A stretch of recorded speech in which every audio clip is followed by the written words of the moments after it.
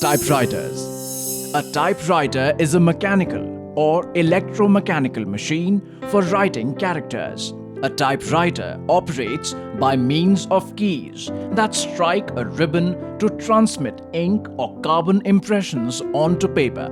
After its invention in the 1860s, the typewriter quickly became an indispensable tool for practically all writing purposes.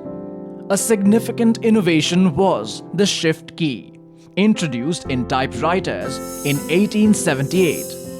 By about 1910, these typewriters had reached a somewhat standardized design.